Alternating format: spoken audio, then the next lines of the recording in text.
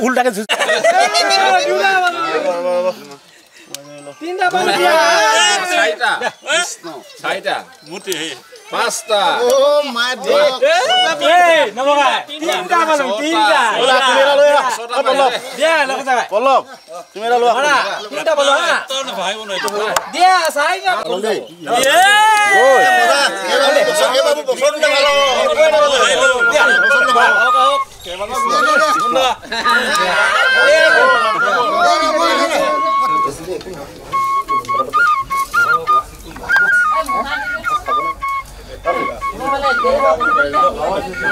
এই খাব নেই জানবো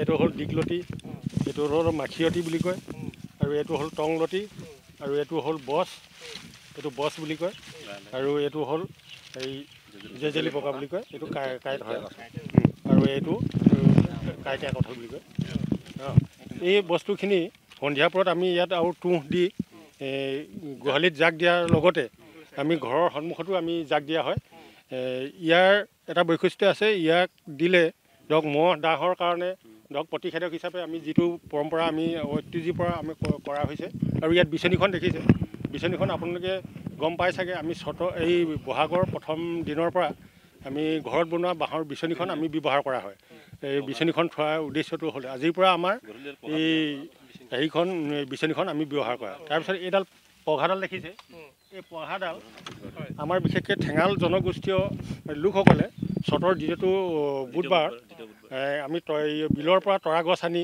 এই তৰা ৰছী বনোৱা হয় তাক আজি আমি সন্ধিয়া পৰত গৰুবিলাকক আমি নতুন পঘা আমি পিন্ধোৱা হ'ব এইখিনি নিয়ম কৰি আমাৰ গৰু বিহুটো আমাৰ এনেকৈ পালন কৰা হয় গধূলি আৰু পিঠা পনা দি গৰুবিলাকক আমাক খুওৱা হয় তাৰপাছত আৰু আমাৰ পৰম্পৰাটো আমাৰ গৰু বিহু পৰম্পৰাটো আমাৰ শেষ হয় বুলি আমি ধৰোঁ। এইবিলাক যে আপুনি এতিয়া দেখুৱালে দীঘলতি, মাখিয়তী বা টংলতি, এইবিলাক আমাৰ নৱপ্ৰজন্মই প্ৰায় নেজানে।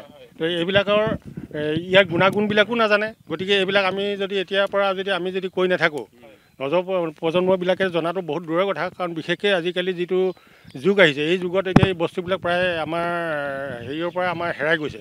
তো গতিকে এইবিলাক আমি সংৰক্ষণ হিচাপে আমি নিজৰ বাৰী চুকত হ'লেও কৰি ল'ব লাগে।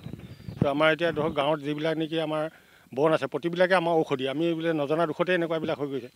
তো গতিকে এইবিলাক আমি ধৰি ৰাখিবৰ কাৰণে আমি এতিয়া প্ৰচেষ্টা এটা চেষ্টা কৰিছোঁ।